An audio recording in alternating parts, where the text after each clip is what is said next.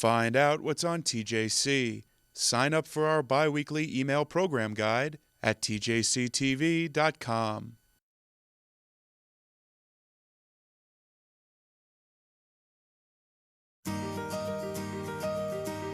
Welcome to the Salon. On this episode, what the Arnold Schwarzenegger and Dominique Strauss-Kahn scandals say about men and power, the ramifications of the Hillary Clinton Photoshop incident, lessons from the Lara Logan assault in Egypt, and it's prom season. Are end-of-year parties breaking your bank? It's all coming up on the Salon. Hello, I'm Jane Eisner, editor of The Forward and Forward.com. Welcome to the Salon. And I'm Rachel Sklar from Mediaite.com. Rachel, we have another wonderful group of women joining us today. We have Mara Yacobi. She is the founder of JLove Values, which teaches sexuality education in a Jewish values context. Allison Josephs, founder of JewInTheCity.com, which uses new media to break down stereotypes about religious Jews. And Judith Matloff, who teaches at the Columbia Graduate School of Journalism and has written widely about women and reporting and the Jews of Belarus for The Forward. So it's wonderful to have you all here. A lot of news lately, huh, Rachel? It has been an unusually active news cycle, I would say. I think so. We've had the assassination of Osama bin Laden. Yeah, that was a big headline. Yeah, I'd say. And all the stirrings in the Middle East. Yeah, you know, it's exciting as a watcher of news, as well as a Jew, to see that happening. Obviously, there's a little bit of concern and worry about how it will unfold. But in the meantime, there's so much happening here in the United States with the tornadoes in Alabama and Missouri. And so it's a reminder that Jewish issues strike close to home too, because that makes me think of tzedakah. So that's my little plug. Well said. Well, one of the things that we've certainly been hearing a lot about are another round of sex scandals, this time with Dominique Strauss-Kahn, who was, until he was sent to jail, the chief of the International Monetary Fund. And of course, we also heard about Arnold Schwarzenegger, who, after stopping being governor of California, then fessed up to his wife in the world about his love child. What do we make of these scandals, Judith? I mean, you've watched men in power for a long time. Is there something intrinsic about being in these jobs that enables people to think that they can get away with things? Yes. I think that the old word, the old phrase, power corrupts, definitely is true. I think when people are so removed from society and are given so much power, they get a sense that they can really achieve everything. And this doesn't have just personal implications. I mean, in the case of Schwarzenegger, he's out of office now. So the ramifications, while it's a news story that we all partake of, the ramifications are personal to his family now because he's out of office. But in the case of Strauss-Kahn, this has ramifications for Europe and for the world. Absolutely. I mean, he was in this incredibly important position and then was forced to resign because of this. It makes me think of Elliot Spitzer, who sacrificed his own career and really did a big disservice to the state of New York. I mean, I think people, or look at Bill Clinton for that matter. I mean, I think what happens is these people are in a situation where they just lose touch a bit with reality and what implications might be. They think they're immune to. Although what's interesting is that in both those cases, I mean, look at Elliot Spitzer now, TV star. Bill Clinton, the most beloved former president we've had. I have an idea how to really make the salon pop. I'll let you know next time. No, I'm just kidding. Well, but in a serious way, too, I found it fascinating to see the difference between the way the French media covered this story and the way we do. For example, we don't name rape victims. I mean, that's a kind of journalistic standard here. They do in France. And I don't know, what do you think about that? I think every culture has their own view on, how they feel about whether it's sexual harassment or cheating on your spouse. I know in France, they tend to look at it in a little bit more open and an accepting way. But something that I really appreciated was I was recently watching the news, and there was a French journalist who came on and said, while we might be more open with seduction and the way men and women, engage in their relationships, one thing across the board that I think we universally agree on is that rape is wrong. And I so appreciated hearing that, because that there is a huge distinction between, what happened with Arnold Schwarzenegger and the consent and Strauss-Kahn, which was rape. Except I have to Allegedly. question, though, when you have the man in a position of power, even in Schwarzenegger's case, an employer who, upon whom the woman is dependent, especially if he's also paying child support, then how equal is that? To me, one of the things that this drives home is the necessity of having laws that govern these behaviors, because clearly men are going to misbehave, women too, but in this case, you hear so much more about men. And, I find it kind of, in a little way, gratifying that at least in the United States and increasingly in Israel, there are laws banning certain kind of behavior, and there are punishments. I mean, look what happened with Moshe Katsav. I mean, he was president of the state of Israel, and he was convicted of assaulting employees. And even though the whole trial and the whole story was so sordid, there is this sort of way of saying, okay, like nobody's above the law there, and nobody should be above the law in any of these countries. I have to say, I was surprised at the instantaneous nature of the Strauss-Kahn story. I felt like the sort of thing that would have otherwise been sort of like quietly dealt with. And that the consequences to him wouldn't have been so immediate and direct. So I was heartened by that, because it definitely seemed like the type of thing that people get away with. I want to make a point before actually about the power corrupting. Definitely there's a Jewish idea that power corrupts. For a Jewish king, which we don't have anymore in this day and age, but there were very strict rules about what he had to do to keep his power in check. He had to walk around with the Torah at all times, a little pocket Torah. He had a limit on how many horses that he could have back in those days, which now maybe you could say it would be equivalent to cars, but sort of like downsizing his materialism. And although this is a different discussion, I don't know if I want to start it now, but there was polygamy going on then, not anything that happens now, but he was limited in terms of how many wives he could have.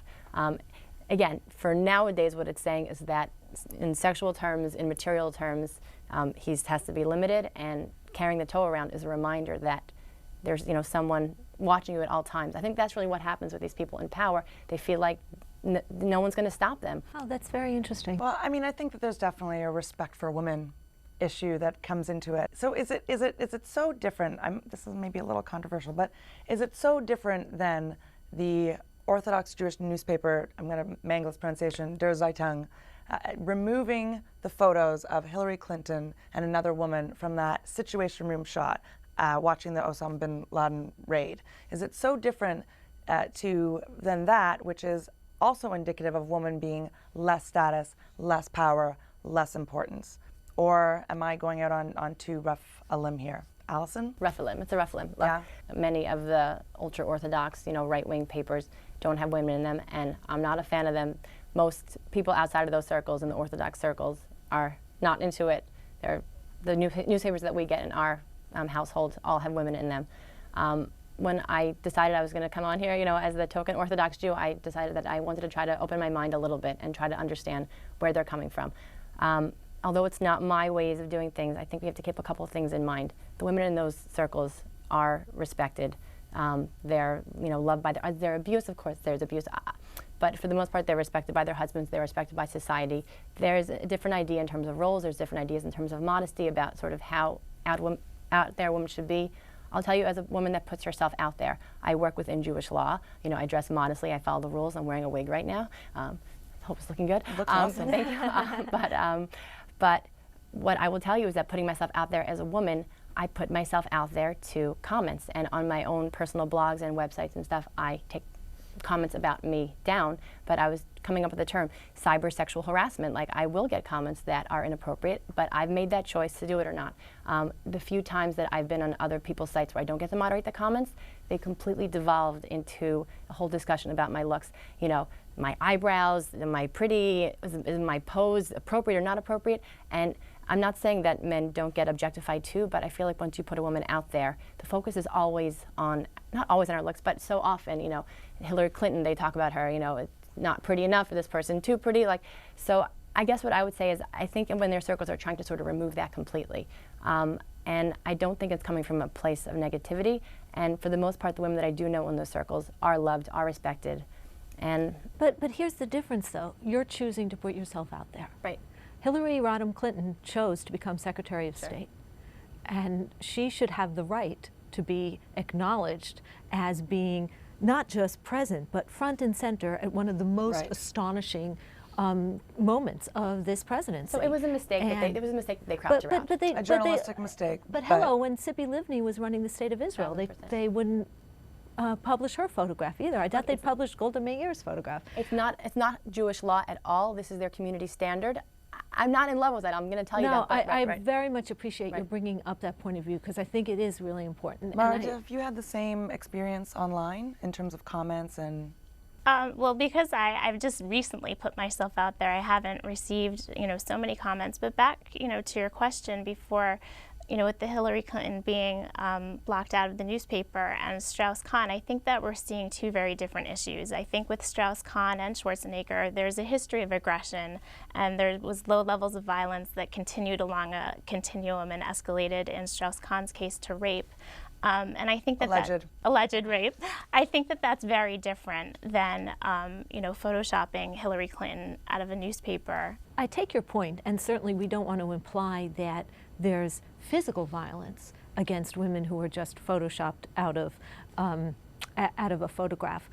But I do think that there's a question of equality, of sort of saying that we want to be treated equally with equal courtesy. Sort of a continuum of respect and value. Yeah. And dignity, because I think, self-worth is a big part of it. We might not all respect one another, but we all need to be treated with dignity. It's also, just have to say, troubling from a journalistic standpoint. I mean, sorry, but good journalists don't play around with those photographs. And in fact, the newspaper had to apologize, because when you accept a photograph, an official photograph from the White House, you don't get to choose who gets to sit there. It was stupid. But that's what they apologized for, was for not complying with the rules of reprinting that photo, not for the actual impulse. Well, it sounds to me like that's what is important to them in terms of their representation of leadership. I think it's too bad. Frankly, I think she's been a terrific Secretary of State and deserves to be in that photograph. I thought the photograph was amazing. She's going like this. It's so dramatic.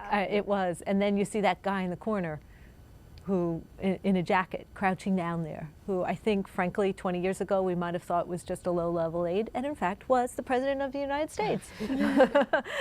So, on to another serious topic about women in journalism, and that is what we've seen as, unfortunately, just these continuing attacks, personal, physical attacks against women who are working in the most challenging of circumstances. There was a lot of discussion about Lara Logan, the television correspondent who was assaulted in Egypt during the uprisings there, and very bravely, I think, talked about her story, said she was going to do it once and that was all, but frankly that's all she needed to do. Judith, you've written a lot about this issue. What do you make of these new rounds of disclosure? Is that at least a little bit healthier? I think it's fantastic, but I also think it's something that a woman personally has to decide, not her organization. I think Lara has done an enormous service for what are probably dozens, if not hundreds, of women who are harassed and assaulted on the job. And what strikes me as being very interesting is, since her disclosures, at least 3 or 4 very high-profile women have come out, openly told their stories. And also the Peace Corps, which we've known it's been a dirty secret for years, that probably, I think it's something like 30% of women at the Peace Corps get raped or assaulted in a very violent way. It's suddenly coming out in the open, and I'm wondering if there's a link to Lara's brave service to womankind. But, what worries me nonetheless is that, it's a very intimate assault on a woman, and I can understand why a woman wouldn't want to come out and talk about it. Lara is so high profile, she doesn't have anything to lose. But, for somebody, particularly at a time when foreign budgets are being cut, and there aren't the resources that there used to be in journalism, women are going to think very carefully about whether they're going to share this information with their bosses. I think, something that it strikes a chord in me is also the amount of programs we have to send our youth to Israel, and how there's very little preparation, before we send our students abroad, whether it's, on the Otzma program or just junior year abroad or other, similar programs that, you know, very often you get to Israel and your orientation is Jerusalem and then they send you off. And I think that it really is very troubling when you think about the amount of stories I've encountered personally with friends and, you know, the students I've worked with who've had a lot of difficult situations, whether it was walking down the street at night alone or just, you know, when an Israeli guy asks you out for coffee, what does that really mean? It can be quite different than when the American guy that you're used to hanging out with wants to go out for coffee. I have to say, in reading the piece that you had published in 2007 in the Columbia Journalism Review, which seems as fresh as if you had published it yesterday, it really gave me pause. You know, my daughters, one of them has spent a lot of time in Africa, another has spent a lot of time in the Mideast outside of Israel. And we're talking about cultures in which women are considered differently than ours. And I just realized, you know, I don't think they got any training either. I mean, what could we do as mothers and professionals to try to cope with this situation? Well, one thing which really struck me, you know, and Laura's pretty seasoned, is when she gave her TV interview post-attack, she said she was not aware of the degree of harassment that women suffered in Egypt. And I think that's just the sort of thing you've got to do your research. You've got to know that when you walk down the street in Egypt, men grope you in very inappropriate ways. Likewise, India, Pakistan. It's called Eve teasing there. So I think you have to do your preparation. And I would, you know, I was talking about it with some colleagues. Some of us have had less problems than others. We grew up in New York in the 70s. We had rape whistles around our necks. Our parents and our schools taught us how to develop peripheral vision. Right. And I think every journalist... Wear your rings, turn around. Yeah, so that looks like wearing a ring. And I think that really anybody who goes to work for the Peace Corps, a student who goes to Israel, I had not been aware of the problem there. Any foreign correspondent should be given a situational awareness talk.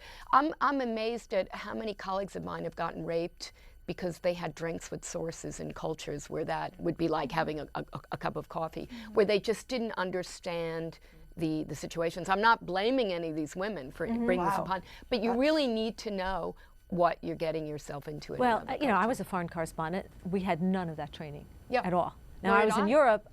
You know, I wasn't in some of different kinds of regions, and I would hope that women were treated with a certain degree of respect. I mean, I lived in England when Margaret Thatcher was prime minister, and nobody messed with her, but not of that kind of training at all. It's really important, even things like developing personal boundaries. I mean, I was in France 2 months ago, and I was being harassed by a senator. This huge guy was looming over me and kept like putting his hand on mine. And yeah, it was really disgusting, but I had to finish the interview, and it was hilarious because it was a room about this size, and I kept backing away, and we did the full circle of the room, you know, as I was walking back. My God. But so it can even happen in France, and I think even learning about personal boundaries and how to maintain them is something that, I mean, it sounds so basic, but nobody teaches you that stuff, and maybe you should be taught that. Well, you know, I'm going back to my limb now because we just came full circle. We just came full circle to a high-ranking member of the establishment in France harassing a woman. So, you know, I'm gonna go back to my little limb and just say that I do think that there is a common link between these disparate stories, and that is women being seen, treated, and respected differently. And and that is a common theme on the show for the stuff that we discuss. And it can be a little depressing. The thing which is disheartening is when you're a foreign correspondent, particularly covering areas of conflict, because there's usually thorough impunity. Like in the case of Lara Logan, the people who attacked her will probably never be brought to justice. And that's one of the things that women correspondents and Peace Corps people struggle with, because they're operating in countries where there are not these legal guarantees. Well, at this point, it might seem right to lighten things up. So let's switch tacks entirely and talk about something fun. It's prom season. You know, I went to large urban high school in the late 70s. We didn't have proms. Ditto. There was a worry about ethnic and racial violence, or at least nobody could agree on the music. So I missed all of that. I mean, frankly, I was happy. That was not sort of my thing then. But I've had three daughters go to proms, and I went to a small high school, so I can't really compare it to some of the prom situations that I've seen right now with the students that I work with, because proms have now been like escalated to Oscar-style events. The average prom ticket is about $100. And the prom is probably the cheapest part of the evening, although certainly the dress, the shoes, the hair, the makeup.